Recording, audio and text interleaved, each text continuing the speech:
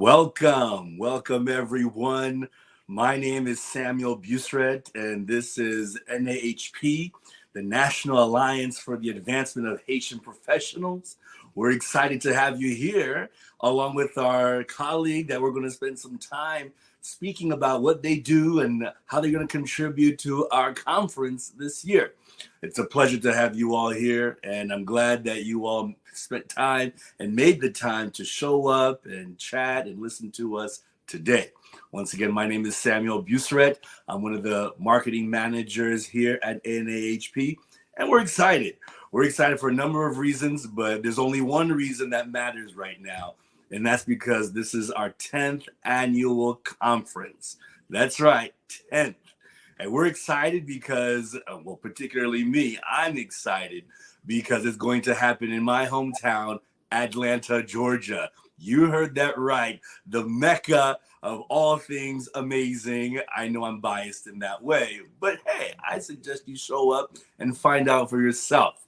The 10th annual conference of NAAHP, and we're excited. It's awesome at the fact that we are an organization and association that's been around for this long, and the fact that we started young and we started fresh and we still are here, and it shows that our growth is continual and that we appreciate all of you who have contributed in some type of way over the years. Thank you, thank you, thank you. With that said, it's only fitting that we introduce some of the people that have made this possible and who have probably been around for a while now too. One of the things that we're excited that is going to happen this year is that we have two tracks that you're going to be able to choose from and enjoy and learn a lot of information that's valuable to not only your professional career, but also your culture and heritage, and you as a Haitian. We're excited about it. One of the things that's important for us this year too is the networking aspect, being able to dive in to all of the folks who are going to be there. Nous tous Haitiens, and so it's going to be an awesome time with one another to be able to celebrate all that we've accomplished and to tackle some issues that we know we can accomplish together and fix as well. So thank you for joining us for this conversation. One of the beautiful things about this type of environment is that we get to listen in on the inside scoop of what we have to offer in the conference. So this is your sneak peek, if you will. One of the two tracks that we are going to have, we have two tracks. One of them is going to be professionalism and professional development. And the other one is going to be Haiti and Haitian diaspora engagement. Those are going to be our two tracks that we're going to treat during the conference time. And in one of those tracks, we have here today a special guest that means a lot to us because they're going to be sponsoring one of these tracks, in particular, the Haiti and Haitian Diaspora Engagement track. So if you are a part of that track, make sure you give this organization a nice shout out because they mean so much to us and the success of the conference.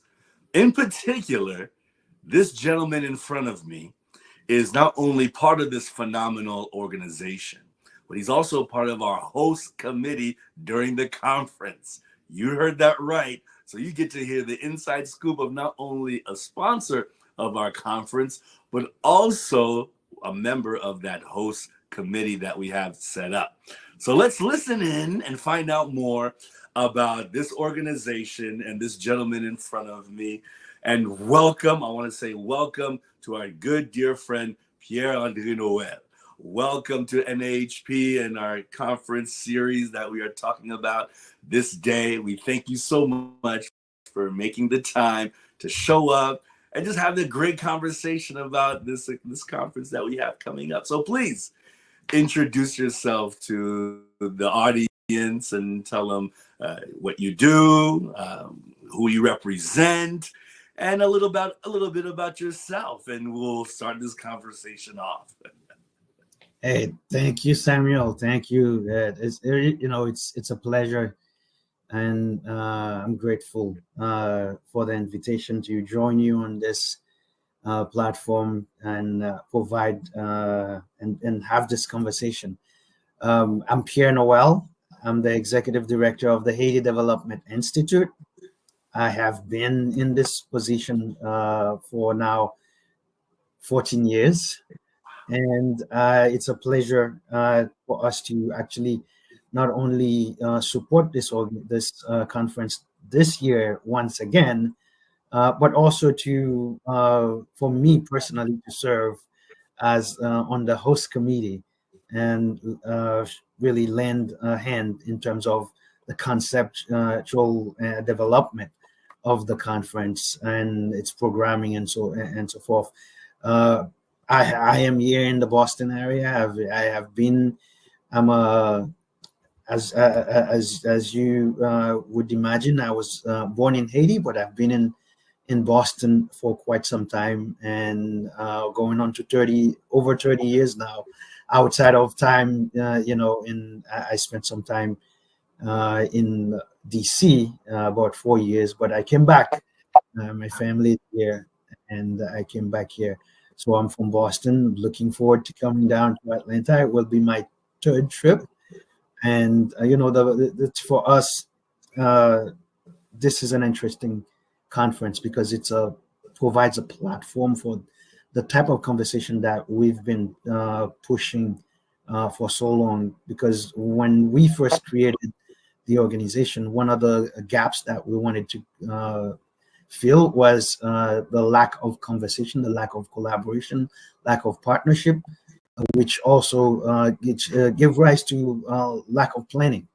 And without that level of concerted effort, we cannot really come together and develop the type of the type of country that we want to see Haiti, but also in terms of planning and collaborating to see the diaspora being the force that it should be, the force that it can be.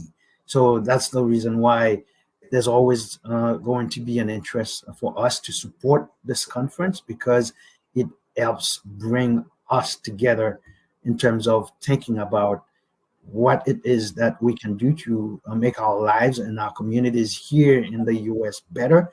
And in that sense, how do we then connect to do better in Haiti? So this is a great platform for us. Oh, that's fantastic to hear, Pierre. I think that the like-mindedness is there already, and you can tell by the buzz that's happening around the nation that the diaspora want to get involved, need to get involved. And because of events that have transpired, there's a new sense of urgency, a resurgence of getting involved and making sure that not only our legacy continues on, but there's something to show for it throughout the generations. So I agree. The conference is going to be a fantastic time to be able to get to know, because there are still people out there that don't believe that there are Haitians in Georgia. Abdullah. So I'm excited to show them some Southern hospitality. So if, like you said, you're in Boston and that New England can come on down and represent, I'm excited about it. Oh, absolutely. You know, the thing is, when and this is the same thing that I get to talk about even here in Boston, for example, that we talk about Greater Boston, and then at the same time, the Haitian community has grown so much outside of Greater Boston. Now we're in Western Mass, we're growing in South Shore, we're growing in North Shore. It's the same thing in terms of when I first came here, it was New York, was Miami or Florida, if we want to say the state, and Massachusetts, but more or less everybody says Boston, right?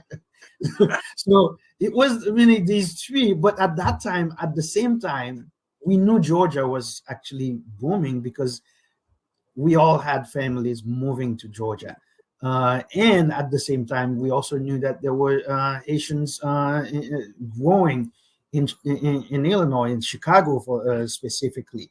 And now we all know that there are growing Haitian communities pretty much across the country now. So this is why this platform is so important for us. It comes back to one of the things and about the Haiti Development Institute.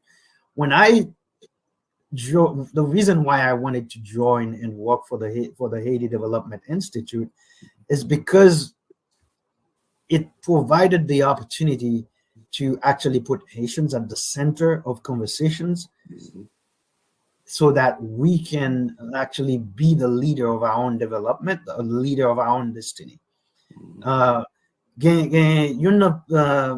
pi bon auteur que moi préféré is Antenor Fumet.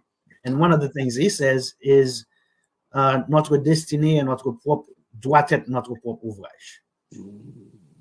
Destinée nous c'est nan men nou liye.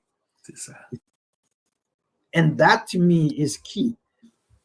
We have to come together, and there's no way for us to come together by having to be in the same space, share the same space, so that we can have the conversations. We're not supposed to have the same thoughts, but if we combine them, we can strategize around how we actually can improve our welfare for the whole. And that's the reason why I want to harken back to the work we do. Yes. The Haiti Institute, it's now the Haiti Institute, but it is actually the legacy of the Haiti Fund at the Boston Foundation. Yes, I want to get more into that. I'd like to know more, because I think there's an interesting history and background, because if you've been there for 14 years, there's something there that we have to unpack. So let's rewind to day one. Day one, unfortunately, and this is the sad part, but also there's good in it. The sad part is the Haiti Fund was started 2 days after the devastating earthquake that took place in 2010, in January 2010. At that time, I was working for another organization. Just a background on myself. After law school, I worked for a few firms, and then I decided that I wanted to do a career change, and I went back to school for international development.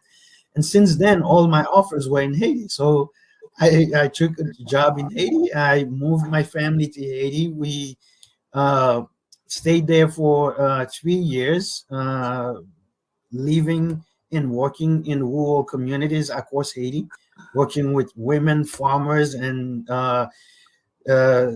teachers and young people across Haiti, especially in rural mountains. But while there, I came here for Christmas vacation, and then I was supposed to leave, going back home on January 14. And as you know, the earthquake took place 2 days before. And while here, I'm going through the emotions, and we're reeling from the impact of that earthquake. But 2 days later, I'm hearing about this Haiti Fund starting at the Boston Foundation. It's one family who wanted to do something for Haiti at the time, and they wanted to do something different. So they put together $1 million, and they started this fund, and they said, we will raise to match it. Wow! In a month, they raised $1.2 million. So, and that was supposed to be spent over 5 years. And the goal of the Haiti Fund at the time was to support the Haitian American community here in Greater Boston, to help it in terms of help. It was more of like a good neighbor's intention, in terms of, we have this huge Haitian American community here. How do we best support them in this time of need? Ou konen e proverbe haïtien qui dit léger prend coup nan courir de l'eau, et puis ou konen l'autre proverbe qui dit c'est l'eau nan problème, l'eau nan malheur kon sou gen bon ami. So this gesture of creating this fund was really this community here saying that they were going to come, and showing that they are good friends to the Haitian American community here. And that's how it started. Started by helping people here in Boston, helping them with as they were coming from the earthquake, supporting them with immigration, supporting them, especially kids who left Haiti immediately after the earthquake, helping them get into schools and provide case management with mental health, psychosocial support. And then we also were deeply involved in advocacy. We supported the Haiti Advocacy Working Group that was doing a lot in DC at the time. It was really helping to make sure that we could see a different way, a better way of spending the relief effort, so that we could do more in recovery, so that we could do reconstruction instead of spending too much in relief. So that was our advocacy at the time. We even actually spoke at the UN meeting, advocating there. The bulk of our money really went into Haiti, and at that time we made a couple decisions. One, decentralization. So for that matter, we didn't support anything in Port-au-Prince, because we thought that if we could spend in developing the countryside, that would actually go a lot further, because there's a lot of people who died in Port-au-Prince simply because they couldn't find what they needed to do in where they were. So they had to come to Port-au-Prince. So decentralization and deconcentration was key for us, and it remains a principle for us now. The other thing we wanted to do was local leadership. So we supported local leadership. We supported only local organizations that were led by Haitian leaders and in rural communities. Overall, in 5 years, we made 145 grants, small grants from $10,000 to $25,000 in local communities. Some of them supporting women working 30, there were a group of women of 60 creating cooperatives of supporting them. And then we also have organizations that were leading communities through irrigation, building irrigation canals and raising the production level. So that was what we were at work doing, but it was supposed to end in 5 years.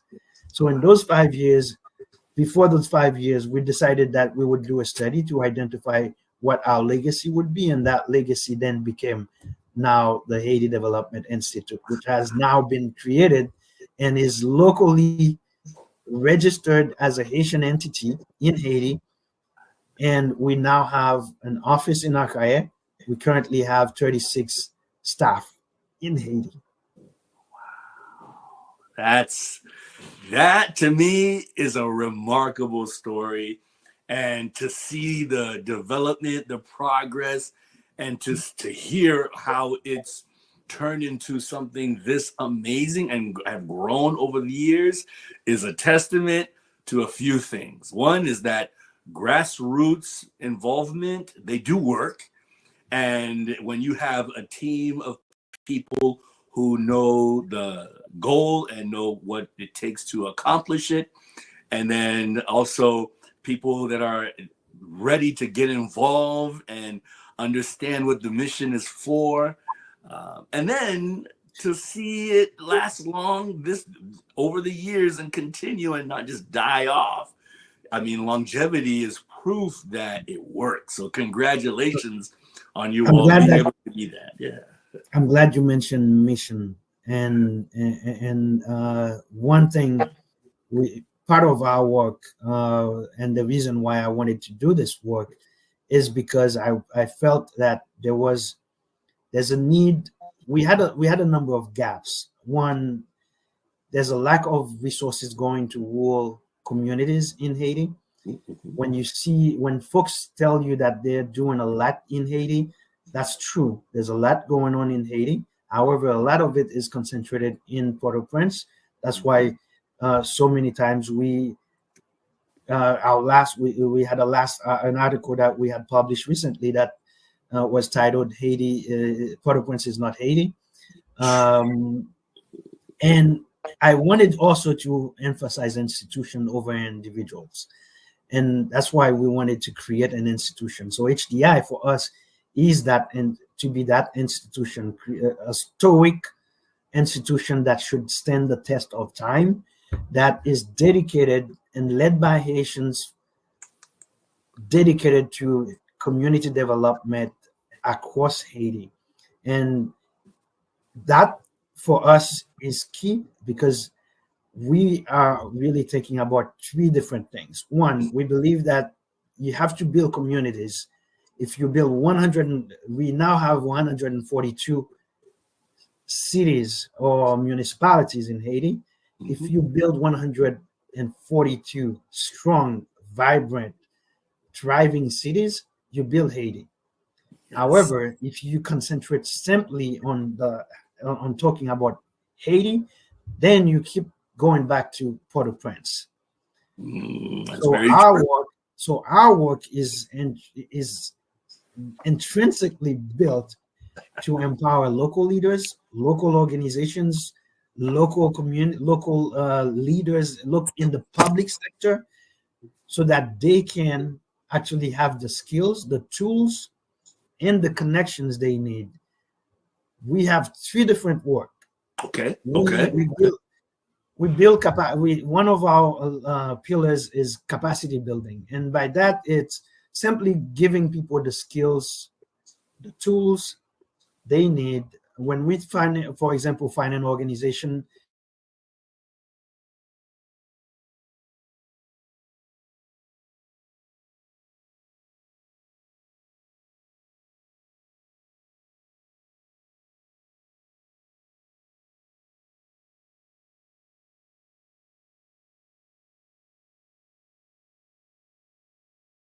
and then we provide coaching, and our coaching goes deep. You know, Okay. most people provide, like they send you to a training, Right. and then they say you go back, you change your organization. For us, it doesn't work that way, because we understand that it goes much deeper than that. Change, social change takes a long time, and it requires long-term accompaniment. You have to be there, because so many things impact the work that people are doing. So Yes. what we do is we come in, we work with you, we provide training, and then we send our staff to your organization, whether it's in Jacmel in the mountain, whether it's in Zoranger, whether it's in Maniche in the mountain. Our people, they stay with you for maybe a week or two. They help you put your system together, your financial system, your operating system in terms of your administration, and then help you understand how you can develop your projects, your evaluation system.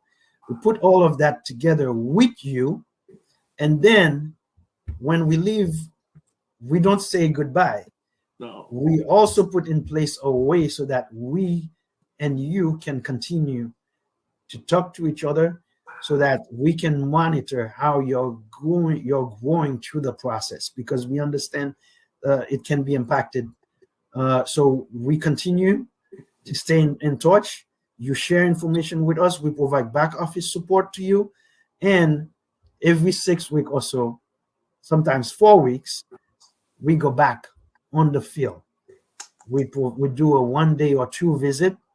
If it's a place that, you know, some of the places you can only go on a motorbike or you have to walk, so we stay there just to make sure that you continue to leave what has been and implement what has been put in place. That's the way we do capacity development, because we think it strengthen the effectiveness of the organization. And then the other part of that is, if you provide that work to the organization, that organization needs funding. Right.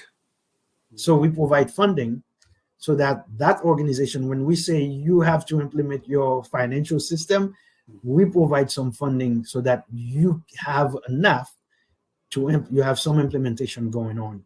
And then we also help you connect with other funders, so that you can get more resources into your community. But at the end of the day, for us, it's not the organization that's the important piece, it's the community. That's why we also, part of our work is also a community development planning. We work with you for 6 months or so, and then you organize your community so that you can get to a point where you can tell these are our needs, these are our assets, and that way you can prioritize your needs, and then you can take care of them one at a time as funding comes. And we are still there with you because we understand there are gaps. For example, most of the funding comes from places that speak only English, and some people in the mountains, they don't speak English. That's So true. that's where HDI comes in. When we find a resource, we send it to them. We say, are you interested? Because we're not going to do it for you. Are you interested? If you say you're interested, then we are here to accompany you through the process. We help you put the proposal together. We can help you send it together. But at the same time, we want to make sure that you are the one taking ownership of it. Right. And then to ensure that you can send that email out, we also make sure that we look at your infrastructure. If you don't have a computer, we look for resources to see that you can equip your office with a computer, with a laptop, and also like two solar panels so that you can actually run and have electricity to run this. So we look at the whole. And the reason why we wanted to create that institution is because we knew that you couldn't achieve your goals if you only come and parachute out, or you parachute in and you parachute out. That's why HDI had to be institutionalized, because our doors are open today for organizations that we used to work for 8 years, 10, 12 years ago. Because when they have outgrown our resources. However, when they have an issue, they come back and say, can you help us with this? We're still there to help them. That's the kind of support that we think organizations, communities actually need across Haiti. And it helps because it's a way for communities to make sure that they're not just getting a handout, they're also getting the support, the accompaniment they need, and making sure that our doors are never closed for those who need the support to actually catalyze change in their community. Oh, that's well laid out right there. I think oftentimes we misconstrued a lot of what it takes to be able to implement good practices, resources, and tools, and eventually change in a community. We're talking about layers of infrastructure, and then even the mindset itself has to be there too. So the fact that we have you all as an organization that is able to get into the nitty gritty and fine tuning of aid in Haiti this way is life changing. I've been involved in the community development aspect practically before I was born. and so to hear this type of movement is refreshing, because far too long, like you said, people parachute in and parachute out, and there's no lasting change or longevity to the aid and support that we can bring as diaspora to our beloved country. There's something to say when aid is given, and I think this analogy is shared throughout all kinds of languages and cultures, right? If you teach a man how to fish, you'll feed him for more than just a day, versus when you just catch the fish for him, they have no skills to attain to. So it's refreshing to hear that. I mean, come on, when you look at some of the things that organizations are doing, it's like, do we dare say, a people grab or a money grab? And it's so sad to see, because it shouldn't be this way. So to hear you talk about how Asia has laid it out step by step, process by process, incremental change, I think is what comes to mind. It's thank you. Change is key. Change is key. And now that we're going to 15 years, and I kind of think about NAAHP when I look at our journey, Yes. because we're just a few years older, like a big brother, so to speak. But in a way, it's pretty much that level of commitment that it takes for from people to, the steadfastness that it requires to build an organization, and to ensure that it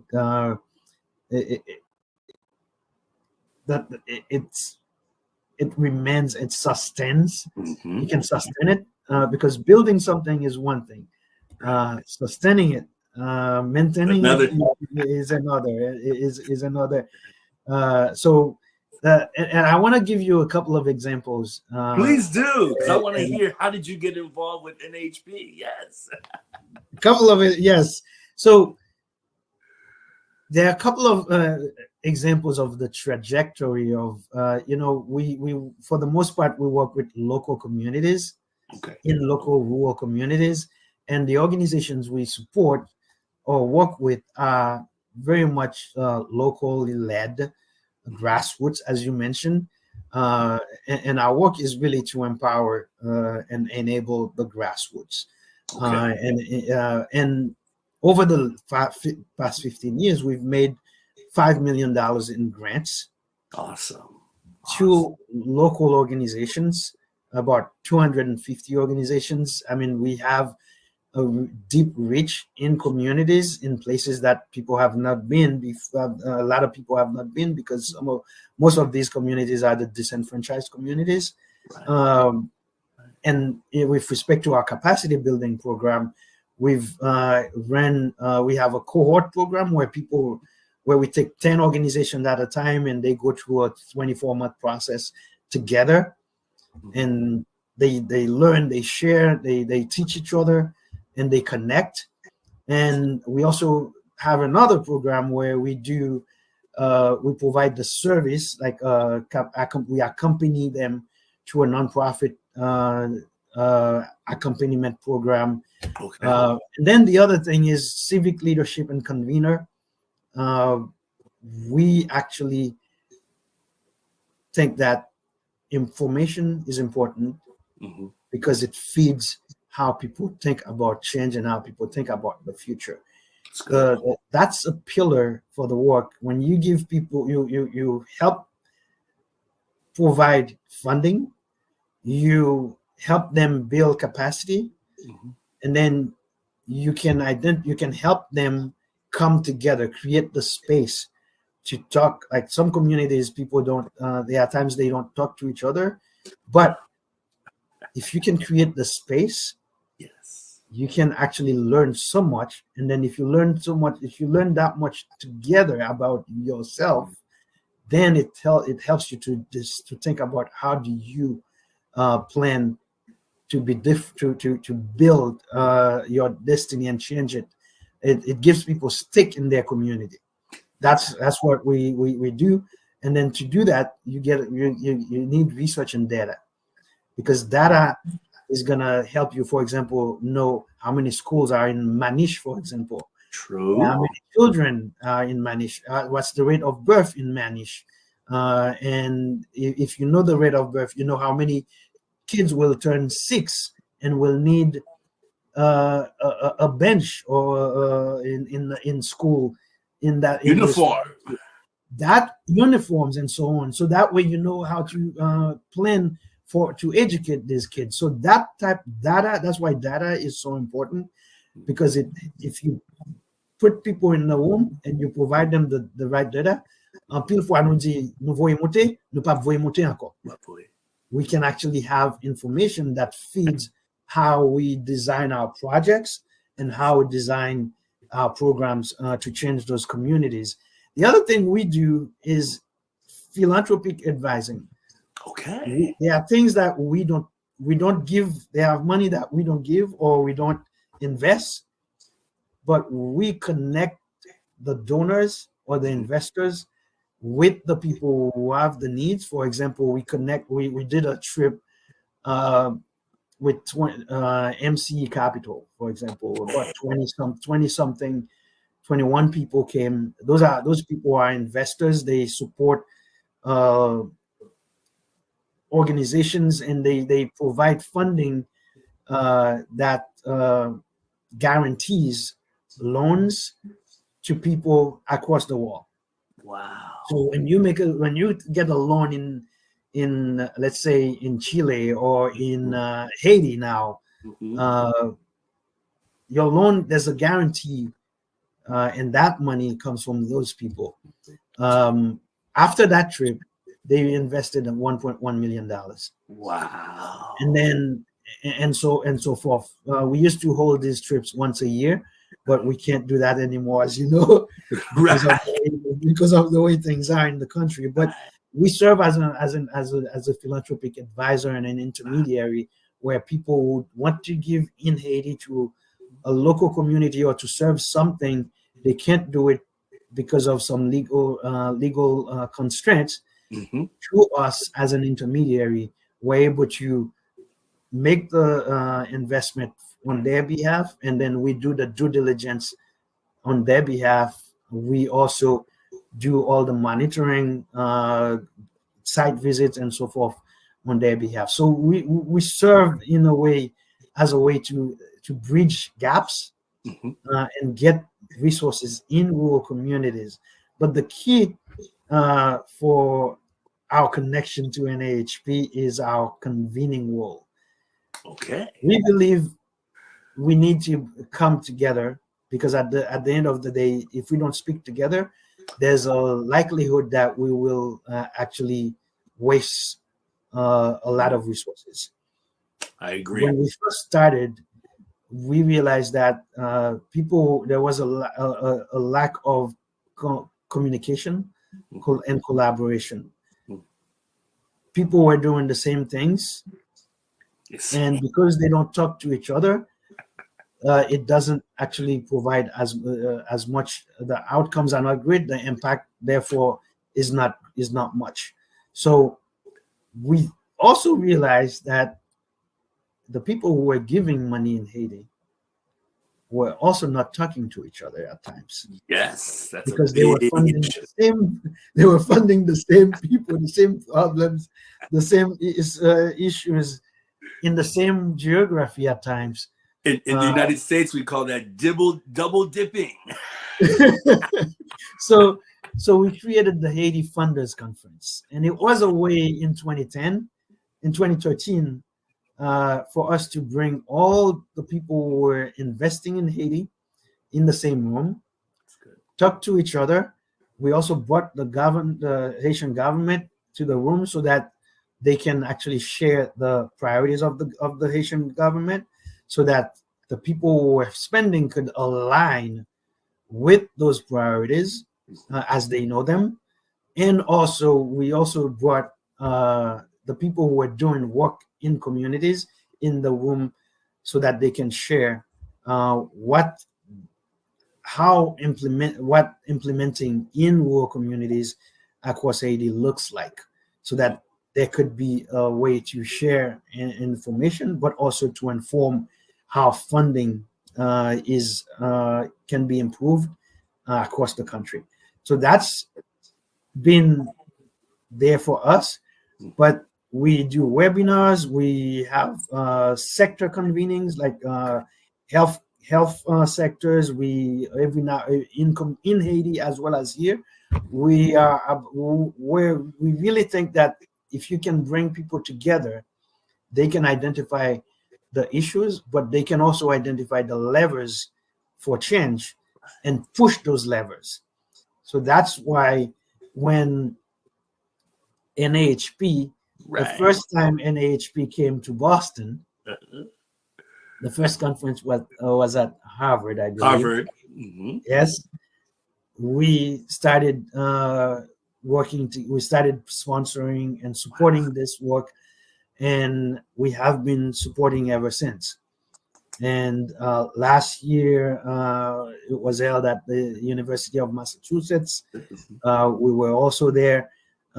It's really because this is at the heart of our work. Wow. It's we believe that we Haitians have to lead the way. Uh, we can't leave the work for others to do.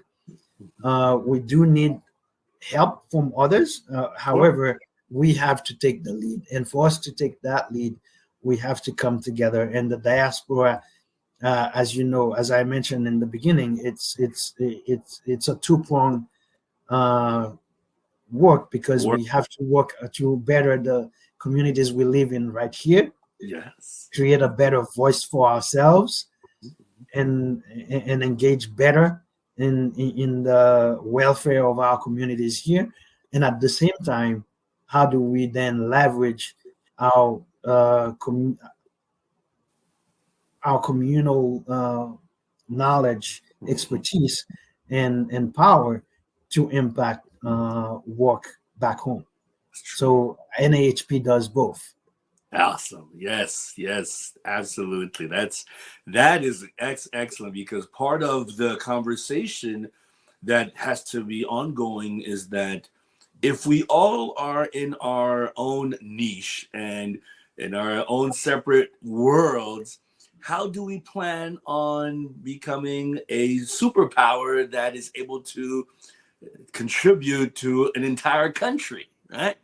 I think it's an ongoing conversation that if we don't remind every generation to be able to be mindful, to network, togetherness, collaboration are all amazing things to do so that we can get things done in our own right. I think one of the most devastating things to hear is when you have 5, 10 different Haitians doing the exact same thing, and for a number of reasons, they have never collaborated with one another. Well, we want you all to know that in a particular environment like this, one of our proactiveness agendas, if you will, is to make sure that you meet someone that resonates with what you are doing, and that you get to have a great conversation. And then there is a team effort that is built out of that entire experience. I think one of the things that I wanted to ask you, Pierre, is that over the years, what have been some of the things that you would like more of from the diaspora in general? The diaspora plays such a key role in in Haiti. Uh, Financially, it's a lifeline. Yes. However, if we the one thing that's missing is organizing, Okay. and I believe it's important for the diaspora in wherever we are in each of our very own communities, to be better organized, better connected, and we lack strategy. Yes. Right, like we have issues, and we have organizations, we have leaders that are all, to the best of their knowledge and their capacity, trying and attempting to solve these issues. They're Mhm. doing the best they can. Mhm. However, what's lacking is a strategy. And then, for what one example is, let's say you're in Boston right now. Right. How can we bring all the organizations that are serving this population, the greater Boston population? We come together, not so that we become one organization, but we create, we coalesce behind a strategy, and each of us, we continue to do our part, but a part to advance that strategy. Right. And that's the missing part, I think, because, and if we can get to that, we can be more strategic in our response to pretty much everything, to how we serve our community, to how we respond to how people think of us, and how people treat us, and also we can actually think about how do we build the communities that we want to see for our children, and how do we create a legacy in those communities right here in the United States where we live, but that will have a footprint of our communities, of the Haitian communities. And that to me is how the diaspora in the greater Boston or Massachusetts, if you want to say that, can be better. It's around that. How do we coalesce around a vision of a community that is better than each of our work, but would actually immensely impact our work, because together we can do a lot more. And then from that point, imagine we could do the same in New York, we can do the same in Georgia, we can do the same in Florida. And as we do that, we all connect. And to me, that's where NAAHP is very important, because it actually provides a platform for some of that conversation to take place, although be it we can't do a lot in a conference, but conversations have to start so that conversations can build movements. You can't build a movement without that first conversation. I grew up with my grandfather, and the first thing he says, if two people sit together, they can it's the start of everything big. So the diaspora, I think that's the first thing. And the other thing I think that also is we miss a lot is we think of the diaspora as only diaspora that seeks to serve Haiti. Right. And I think that would be a grave mistake for us, because we are here. We have second, third, and fourth, I think. Yes, fifth generation. Fifth generations, because if you imagine the Toussaint Louverture's family, were here, and W.E.B. Du Bois, his family was in Massachusetts. So we have been here. We have roots and we have boots on the ground here. We also need to build our legacy right here. At the same time, we look to better the lives of our brothers and sisters back home. To me, that's a way to approach it on parallel tracks.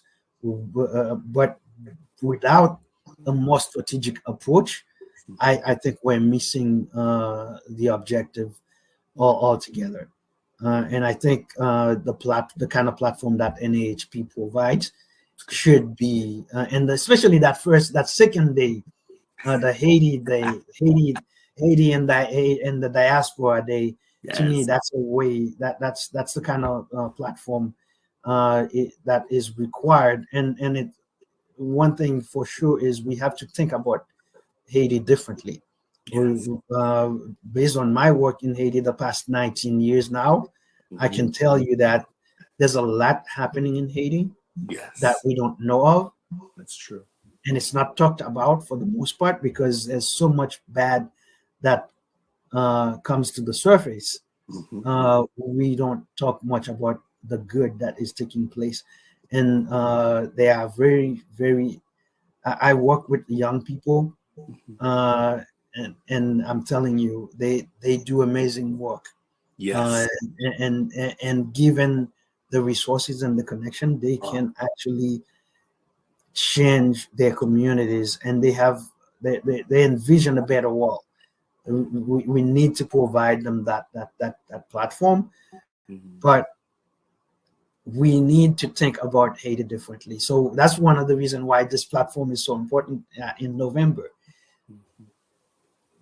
We have to think differently. We have to think big. Right now, as I said, HDI has been making small grants in rural communities across Haiti. One of our partners went from getting a grant from us for $10,000, went to 15,000 and 25. And today I'm telling you that partner is managing a processing plant that is worth $2 million. Wow.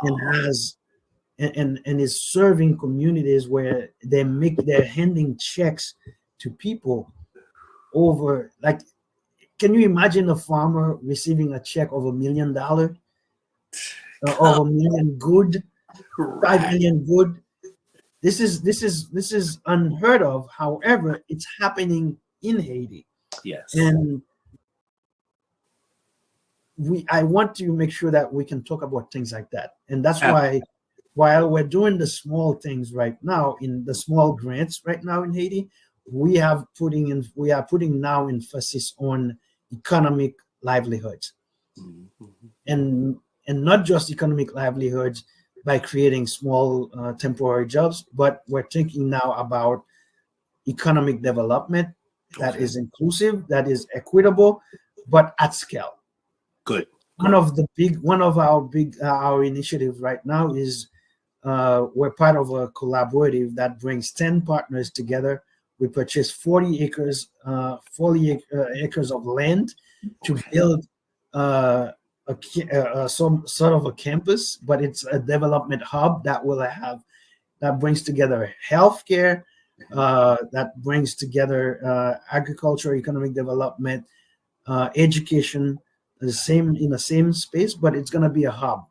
And then the first anchor for that, we work with Breedspan. We have a market. We have a master plan put together. We have a strategic plan put together.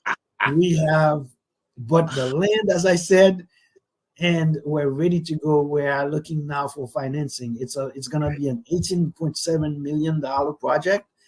But the key is for me, and why I'm happy talking to you about this. We've done so much work now where we have enough partners that we should talk about the big things, and we should talk about Haiti in different terms, in way not of grants, not of gifts or donations, but in investments. Yes. So our first project, our anchor for this campus, is the Agri-Food Entrepreneurship Center. Okay. That center, what it does is it creates a way to change the way agriculture is thought about. Okay. What it does is a farmer, we're gonna accompany 25,000 people in the coast of Arcahaie. Okay. 25,000 people, and what we'll do is we'll get to farmers. Farmers will have a way to access quality seeds, quality equipment, quality inputs, and they'll be able to access. We'll create an entrepreneurship center that will have that, and that has already started. Incubator, accelerator, and it will create small, medium enterprises, and also we'll have a processing plant. From 2018 to 2021, we lost $450 million in crops, and that's post-harvest. So what I mean by that is we're telling farmers to produce. They do produce, but because we don't have the facilities for them to store the goods, and we don't have the large facilities that actually is able to process them, and it's not, what exists are too far from them, they lose all of that post-harvest. So that is one way for us to change that, because we'll be able to have on site a processing plant that will have also a storage. We will process goods, and we will do all the packaging, and we will get that to market. And at the same time, what it does, we won't do that by ourselves. Young people will have a different way of thinking about agriculture. Imagine, for example, you no longer have to use a woo as a young man or a young woman. Separate. What you're gonna do is you can develop a small an enterprise that, for example, a farmer needs fertilizer or compost. All you do is you provide the compost or the fertilizer. No longer should a farmer do A to Z to harvest. What can happen is young people can go to school and still be in agriculture by providing services directly to a farmer that does not have to involve them having to use a hoe that their father and their grandfather was using. They can create a business that simply takes the goods from the field to the processing plant, and they'll have all the accompaniment they need with the funding to create the business and all the help they would need to do that. So it's a way for us to begin to change the way things are done, not donations, but investment. Let's invest in our young people. Let's invest in our women, especially because there's no change in Haiti if we don't empower and facilitate access to equitable opportunity for women and girls. It's not going to happen.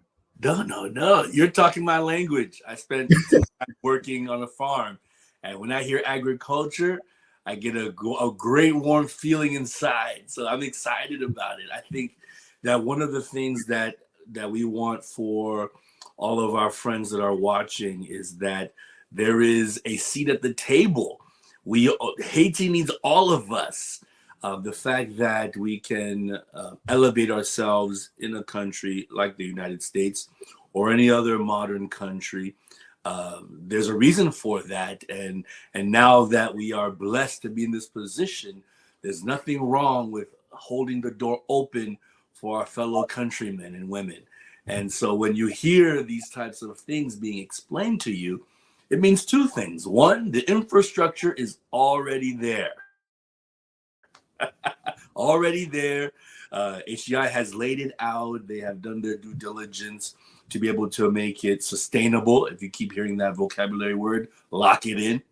But also, it means that you have less to worry about, because administrative work is not easy, okay?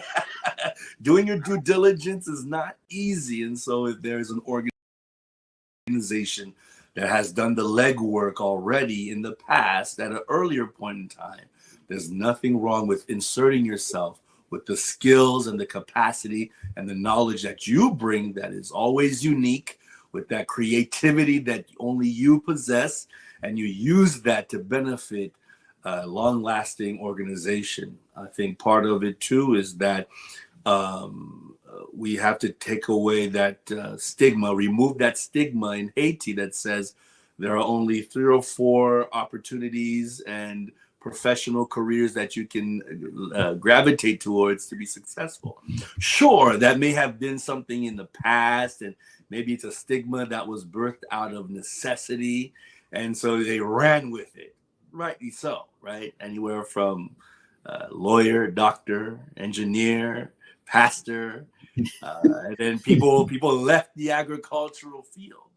Tandis que, if you don't have agriculture in a country, it's only a matter of time before you start hearing imports, tariffs, and now you're relying on other countries to sustain your livelihood. That's scary. So my word of caution for those of you who are trying to find out what can you contribute to the success of not only the diaspora, but Haiti, well, it doesn't matter what area and field that you have a career in, and it doesn't matter your aptitude. If you are just starting as a beginner and you've just secured that internship, or you are a seasoned professional with decades of experience and you are in a position of leadership and you are calling the shots at the position that you are in, then yes, you have the opportunity to dive in, roll up your sleeves, and get to work.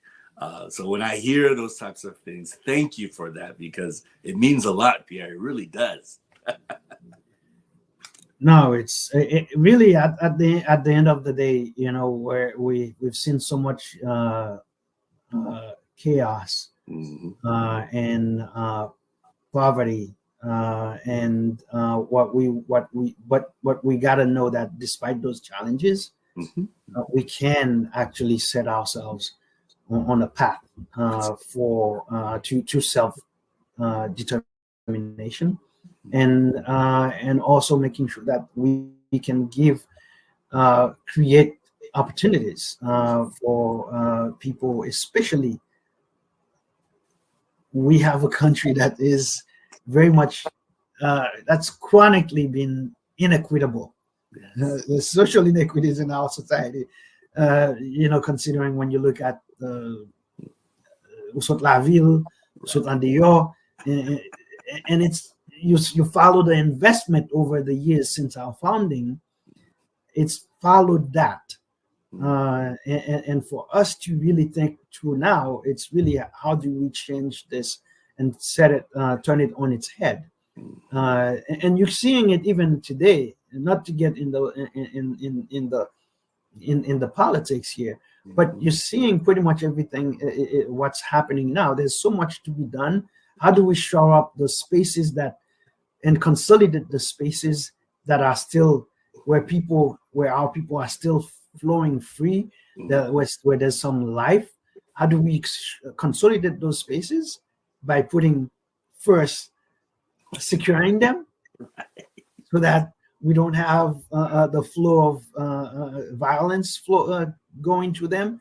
We don't do that.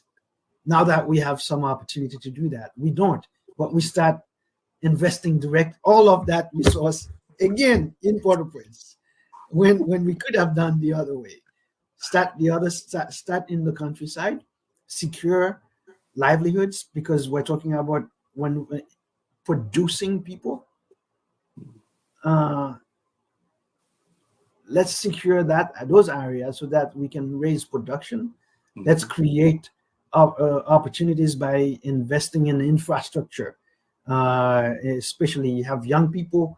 We have roads. We have tribunal. We have hospitals. We have schools that needs painting, that needs rebuilding, that needs a new roof, and so forth. There's a lot that can be done that creates jobs that for young people right now today in Haiti, that can give them a stake in their community. Remember, there's one thing, and you're probably familiar with this. Martin Luther King said, "There's nothing worse than having people living in a community that where they don't feel they have a stake in it. If they don't have a stake in it, they won't protect it, and they will flee it, so to speak." Yeah. So what we could do and what we should start, what we've been trying to do at HDI is trying to give people that stake in their community, and I think the best way to do that is making sure that we can create those opportunities, especially outside of Port-au-Prince. And this is just for me because decentralization is a principle for us. Awesome. But at the end of the day, we can do so much more if we give the people who are thirsty for justice, thirsty for opportunity, the creating and the enabling mechanism for that to happen. Right. No, that's true, because truth be told, when you know that a country is thriving, it's when every corner of that country is profitable. There is not an area that is left untouched or developed, right? There are opportunities for every part of the departments of Haiti, and everyone contributes to the country in their own unique way. We live in America, the United States of America, and you can go to the Grand Canyon, you can go to the West Coast, you can, well, we wouldn't recommend. Maybe after the hurricane passes through, then you can go to Florida. You can go to New England and see a perfect fall weather. And so every part of the country is thriving, and then they all contribute to the economy of it all. So that's important. So thank you for mentioning that. That decentralization thing, I'm telling you, comme Haïtien, on nous retirer penser ça dans l'esprit nous. C'est pas seulement Port-au-Prince qui gagne, il y a l'autre côté dans le pays. Tant pis, s'il vous plaît. C'est tout l'autre côté où fait partie des pays. Même gens nous tout et quel que soit à côté nous hier, nous toujours senti et fierté des saliniennes, fierté l'ouverturienne, nous toujours senti et tout l'autre monde ça autour et qui a vécu sous terre ça naturellement et yo senti même bagarre là tout. Alors il faut que nous pensions avec comment nous bailler opportunité. But the key thing to go back is like NAAHP also has there's hometown associations that used to be very big 10 years ago. Right. And those hometown associations are doing a lot of work in rural communities because people are connected to those communities, but they also are living here in the diaspora. So when you go to an AHP meeting, you find leaders who are leading some of these, a lot of these organizations. And sometimes they help each other solve problems and they connect each other to resources. And that's to me the power of convening, the power of being in the same space, because there's a lot of things that you don't have to take the word alone. No. The journey is not just ours. We can share it, share in it. Absolutely. That's critical. And that's one of the things that we honestly take pride in, is the fact that if we are going to have this network of professionals that are going to spend their time and money and show up at a conference, please take something away from it that you can latch on to and say, wow, it was worth every single penny, dime, and hour and minute of my time. And I can't wait for the next one to share in that bubble of inspiration. There's something to say with being surrounded by like-minded people, having that thirst for greatness again, the momentum of getting things done. Maybe you were stuck and needed some more inspiration, and you hear a story of HDI and you're like, wow, this is just what I needed to get up and continue on. So that's awesome. Absolutely. And you know, the one thing is I have to say, I can't tell you enough how difficult it is to run an organization, to put things in, putting things in perspective and moving the needle. And for NAAHP to continue to do this work, when for the most part, we understand that most of the leaders actually are doing this volunteering to serve the community. There's no greater notion of service than that. You know, one of the things we do is we have a program that we are developing. It's a public service program for local government, and it's we're partnering with a university here in Massachusetts to develop this program. It's a program to help for local governance administration.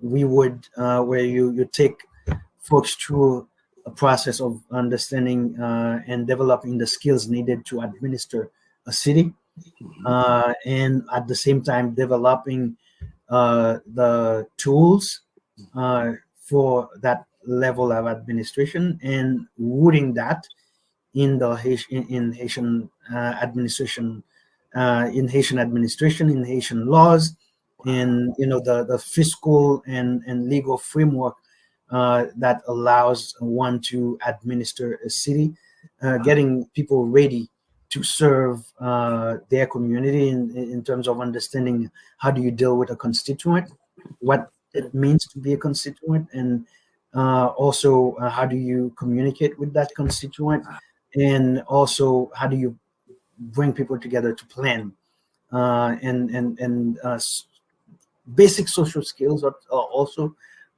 is part of this process. But one of the piece for us is that we're looking forward to engaging the diaspora as part of our mentorship program, the mentorship component of this program.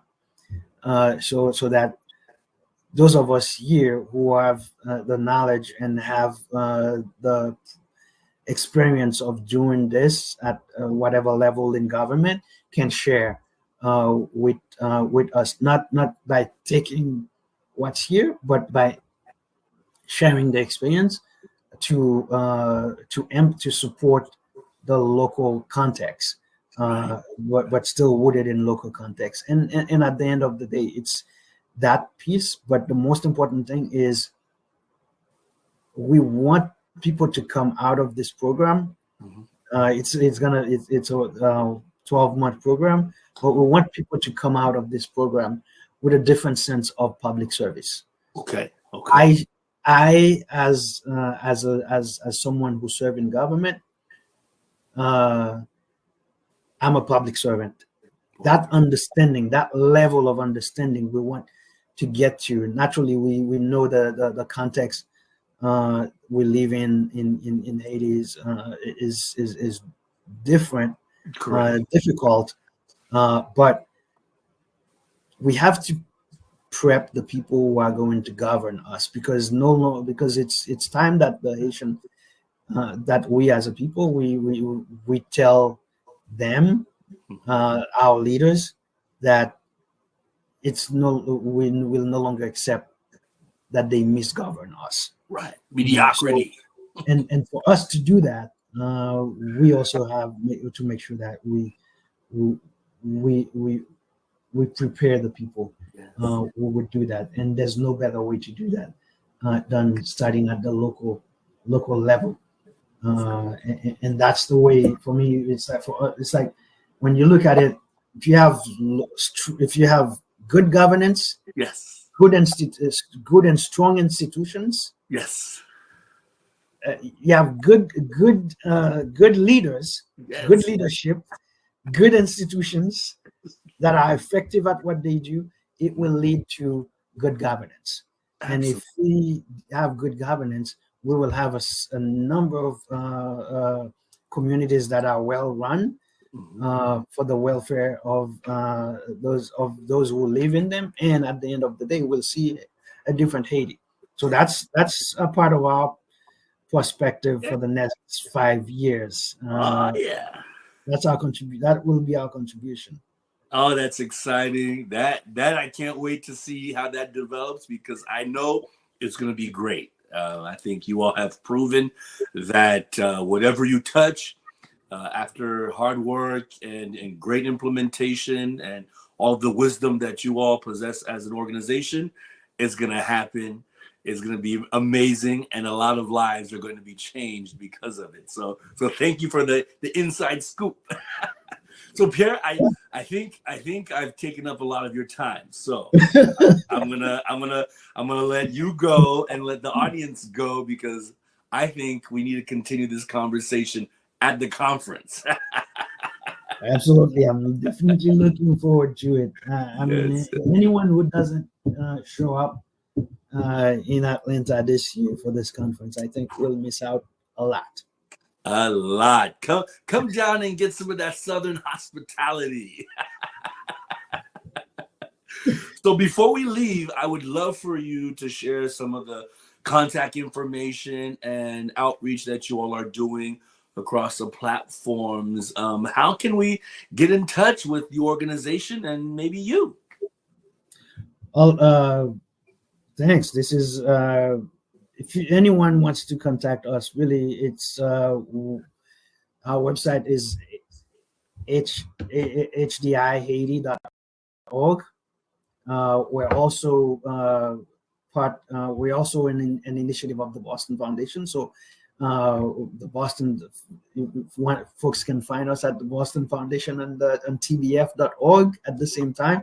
We also have another website that is connected to us, is collectiveacadien.org, which is the initiative that I mentioned. It's taking on a life of its own now, and growing. But email is pnoel@hdi.org, hdihaiti.org, and also I can be reached at pierre.noel@tbf.org. And we're very much looking forward to being in Atlanta, mingling with folks, that Southern hospitality take into that. And really looking forward to, if you run into us, we're going to have a booth actually at the hotel on site. We'll have information to share, and looking forward to great conversation. And as I said, that type of platform, oftentimes this is not funded enough. There's not enough money to do it, but it's also it's catalytic if we want to see change. Yes, that's critical. I'm glad you mentioned that. Oh, that's fantastic. I think that those of you who spent time with us and listening to this conversation, I want two things from you. One, I truly hope that you're inspired, because there's something to say with success in this domain and being able to show receipts for all of the things that you all have been able to accomplish. And we know that in your good grace that you will always have the story ready and available, the mission ready and available to share with those who want to be able to get involved. So thank you. Thank you for being able to produce this type of atmosphere and environment for Haitians to thrive in, especially being birthed out of that horrible necessity in 2010 to growing and now going into its 15th year. And we can see all of the success that has followed along with it. The other thing I want our audience to remember to do is that you need to register. You need to register for the conference. Please go and register. The website is simple. It's NAAHPUSA.org. It's simple. Please go and register. Sign on in. Lock in, if you're traveling out of state, lock in your lodging arrangements, your transportation. You're a few days, about a month and change out. So you have plenty of time, but not so much time. So there is some sense of urgency to lock it in. And then make sure that if you're going to, if you're coming from in-state or in one of the nearby states, then go ahead and plan your carpool. If you have friends and family that are in town, make sure you ask them to say, hey, I'll be there for the weekend. Don't worry, I'll help with groceries. We would love for everyone to be able to experience an incredible time that we're anticipating for the 10th annual conference of NAAHP. Pierre, are there any last words that you would like to share with our audience as we wrap up this conversation that I think will continue, maybe even after this, and definitely in the conference? Oh, absolutely. There's always a lot. There's always a lot to share.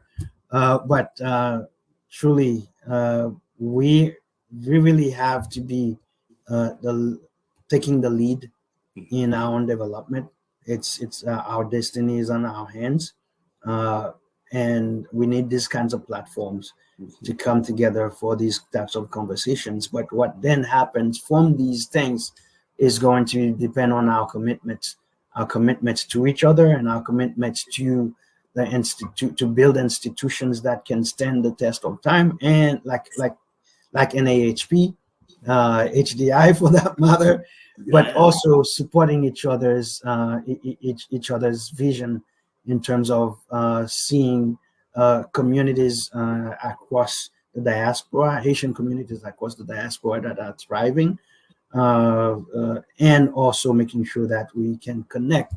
And that level of commitment and love for Haiti to build thriving communities where children and families can thrive.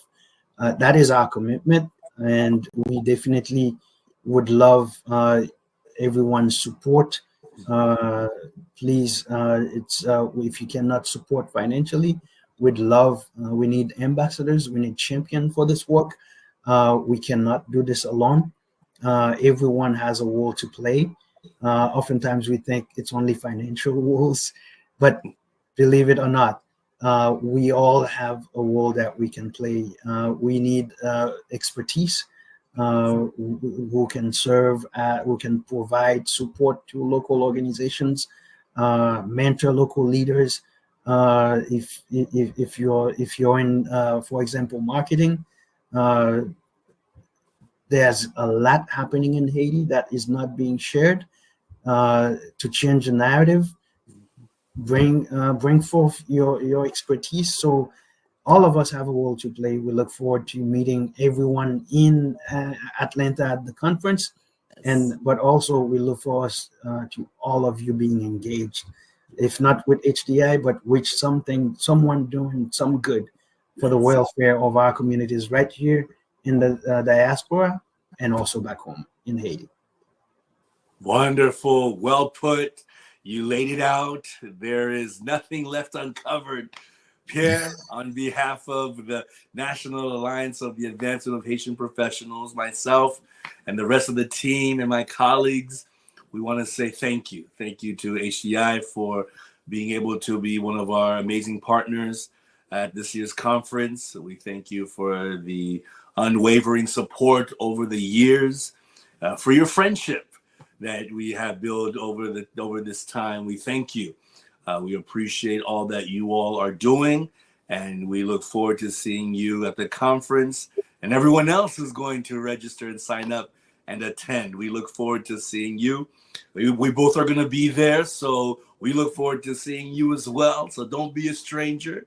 Show on up and have great conversation. Nous parlons créole, pas de problème. Nous, n'importe où venir n'apprend. Yes. It's really, it's my pleasure. Thank you. I'm grateful for the platform. I'm grateful to be included. Wonderful, wonderful. Once again, this is Samuel Buissereth, and thank you, and have a great evening. Take care. Bye-bye.